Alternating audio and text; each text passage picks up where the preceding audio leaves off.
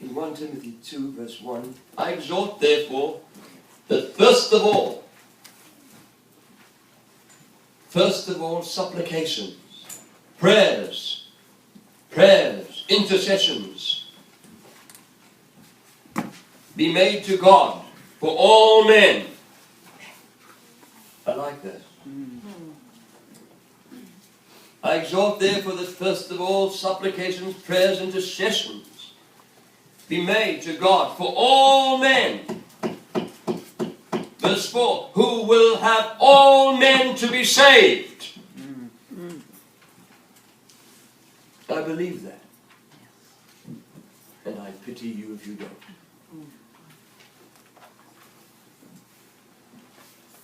Who will have all men to be saved and to come unto the knowledge of the truth. Verse 6, who gave himself a ransom for all. Who gave himself a ransom for all. In 1 Corinthians 9:22, Paul cried, I am made all things to all men, that I might by all means save some. I resort to anything apart from compromise. I will resort to anything, no matter what it costs me,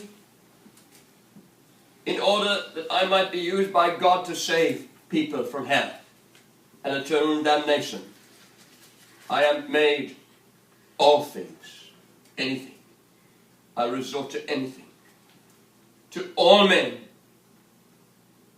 that I might by all means, no matter what it costs, save some. I hope that's written across your life. I was saved 48 years ago. The godly man that was responsible to point me to Christ was dying. I didn't know that. He knew it. And he knew this is the last soul God would ever privilege him to point to Christ, to help, to show the way.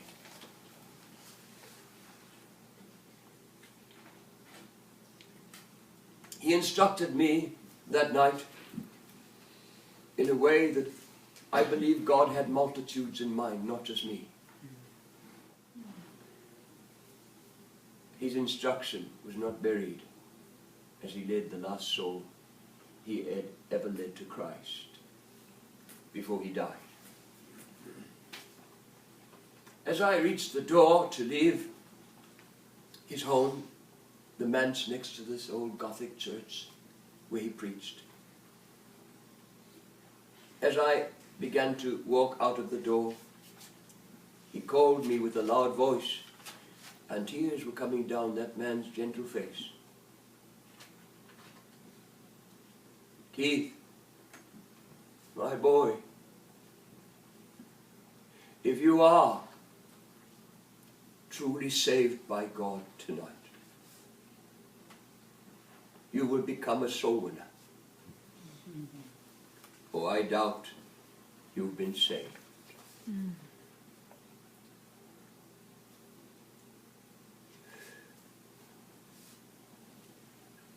Beginning with the lost in your home tonight, you will be a soul winner. Compassionately driven by God, incapable of keeping quiet. If God is in you, you will be driven by God to reach them as you walk through the door. From the first step you take tomorrow morning, leaving your home, and through that day until the last step you take as you walk back in your home, you will be a soul winner. You will not be known as a Christian, Keith. That means nothing today. You will be known as a soul winner. Oh, I doubt you've been saved, my boy. I will doubt that you've been saved. To profess to have experiential knowledge of God's salvation from hell and damnation for eternity through Christ, and to hold it to yourself, and not to long to share it with every soul you can, every step you take in life, is paramount blasphemy and sacrilege. You may as well go out and blaspheme and commit sacrilege. It is so evil.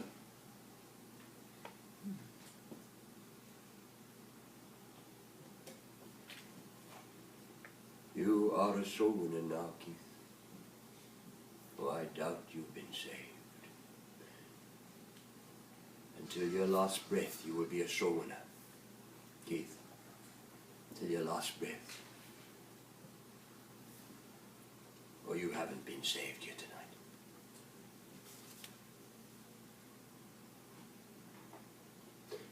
Those words profoundly affected my life. From the next step I took away from him until this day.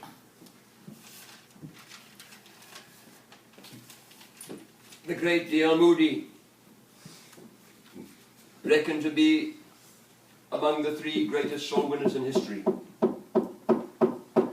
didn't go to theological seminar, not once. Had a standard 6 those days, wasn't grades. It wasn't because of a setback, it was circumstances. Most in those hard times did not get past the standard 6. Didn't have education, no academic theological training or foundation, just a Sunday school teacher who was going away to die. And as the train pulled, he looked at his converts, weeping, and pointed up. Win the world for Christ. As the train pulled away. Moody agonized as a young Christian, agonized on his face before God to use him. He wept, he groaned for God to use him to reach the lost. Moody led Queen Mary of England to Christ publicly on her knees. The Queen gave her life to Jesus. Mary asked D L Moody, "What must I do now?" He handed her a tract, not our little 2 pages, but a number of pages, a little booklet tract that he distributed widely across the world.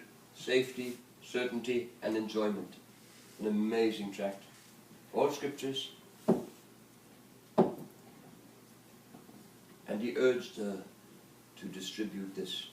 She printed over 200,000, the Queen of England,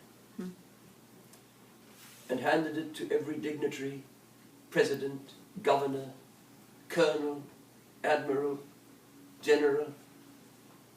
Every dignitary that came to her in those days, a queen, was revered in the British Empire.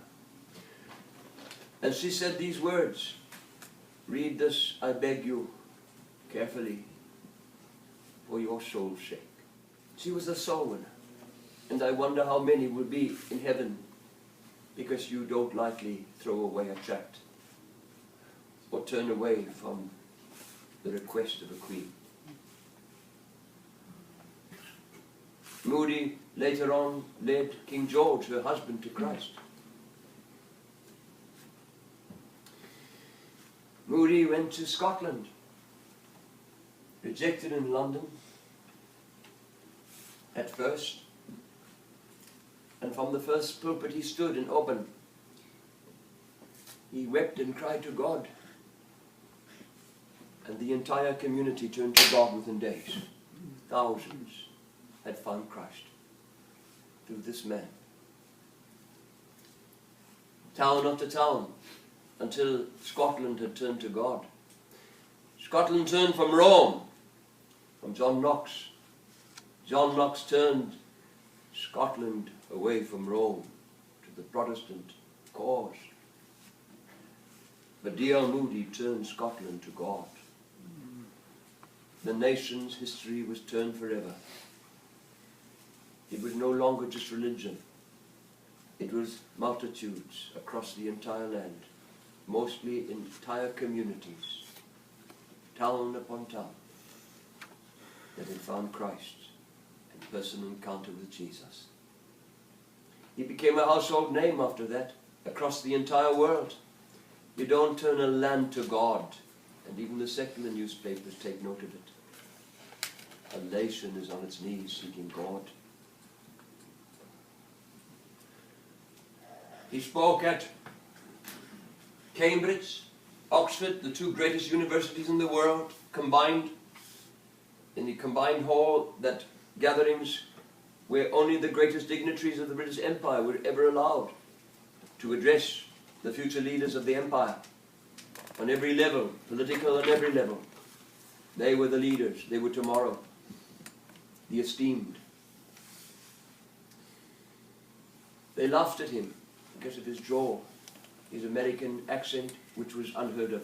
And they laughed to scorn in their masses, roaring with laughter, as he put his big bowler hat down, unseen by any dignitary, on the lectern and looked across to a few thousand young men. They laughed at him that the dean stood up screaming at the top of his voice, trying to stop them. It was such an insult.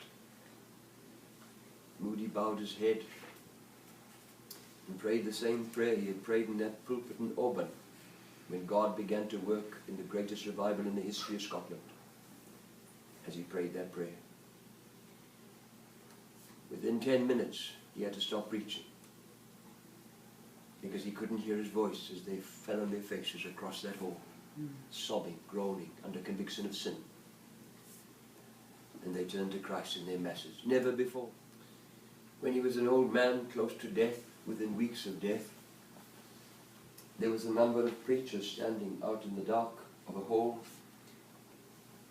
and they didn't know Moody was there listening to them, overhearing as they conversed of the way God had used him so greatly across this world in a way that was unprecedented, uncomprehendable. And why? Why?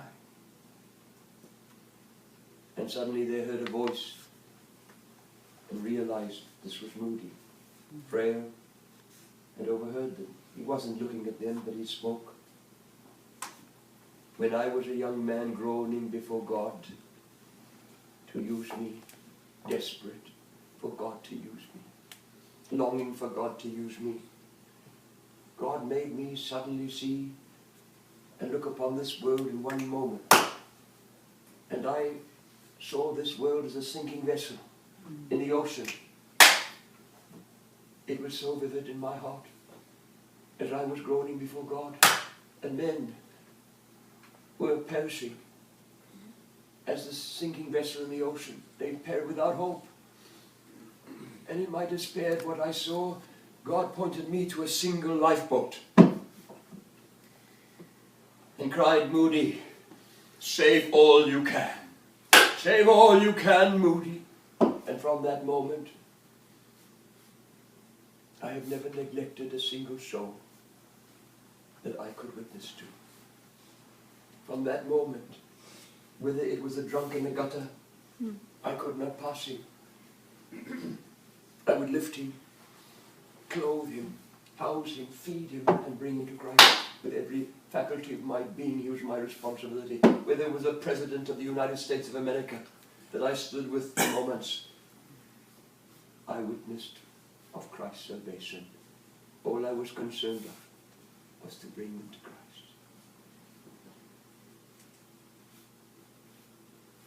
Should we not ask for a double portion of His Spirit, beloved? Yes. Or does God not want that of anyone else? But do we want that? Do we require that? Jude verse 22, Paul says that some have compassion. Verse 23, and others save with fear, pulling them out of the fire. Now, brother, that's beyond comprehension, what Paul says here. But if that isn't written across your life as you witness, you are a disgrace to God. If that isn't written across your life from the day you're saved till the day you die, you are a disgrace to God.